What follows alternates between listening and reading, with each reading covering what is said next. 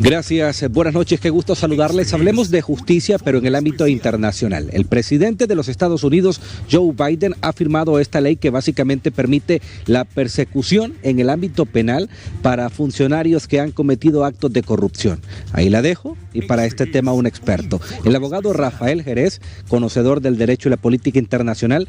¿Cómo se entiende y qué significa esta ley, abogado? Buenas noches. Buenas noches. Bueno, esta ley primero fue aprobada por el Congreso de Estados Unidos. Es muy importante resaltar que recibió apoyo de los dos partidos representados en el Congreso de Estados Unidos y también mucho respaldo de la sociedad civil y el sector privado en ese país. Esta ley básicamente viene a sancionar a funcionarios o exfuncionarios de gobiernos, incluso cubre allegados de familiares por parentesco de estos funcionarios que estando en Estados Unidos acepten o sean los promotores de un soborno, es decir, un soborno y que la otra parte sea un ciudadano americano o una compañía americana. Y todo esto, o sea, todo este intercambio sería para poder obtener o conservar negocios, ¿no? Entonces, ¿el por qué se aprueba esta ley? Bueno, porque ya en Estados Unidos sí se sanciona al americano o a la compañía americana que ofrece el soborno, pero hasta el momento no existía una regulación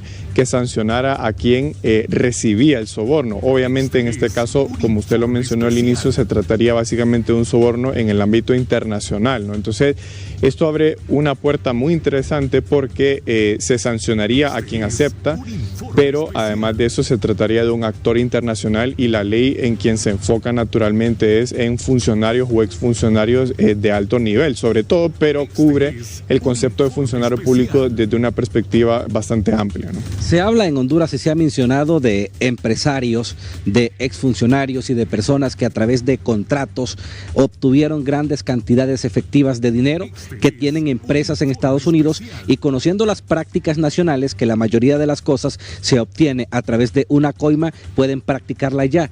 Significa que estarían en la mira y podrían ser básicamente encarcelados si hacen estas acciones allá en Estados Unidos. Bueno, hay varios componentes importantes, ¿verdad?, analizar. El primero es la territorialidad primero de la acción y de la ley, ¿verdad? En este caso, incluso en Honduras aplica el principio de territorialidad de la ley penal.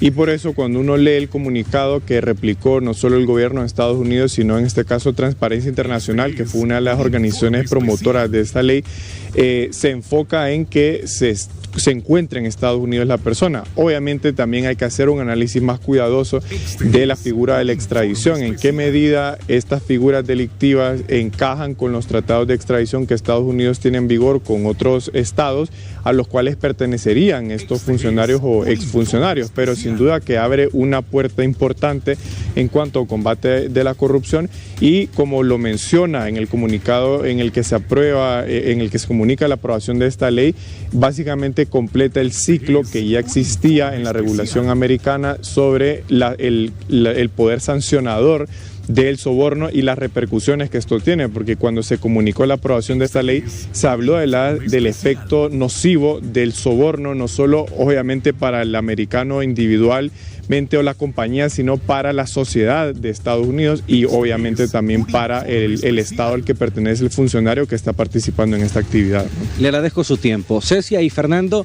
si estuviéramos allá en San Lorenzo diríamos hechor y consentidor pena igual, para que lo entienda. En términos jurídicos, la acción de participación y ejecución tiene pena. Muchos hondureños probablemente gocen de sus empresas allá en los Estados Unidos a través del dinero obtenido por un cargo o puesto público, porque aquí en Honduras nunca se les ha señalado, acusado o investigado, pero probablemente con esto la justicia norteamericana les ponga un freno. Si llevaron para allá con el dinero la práctica nacional de ofrecer algo a cambio de obtener un contrato, para que usted lo entienda. Buenas noches.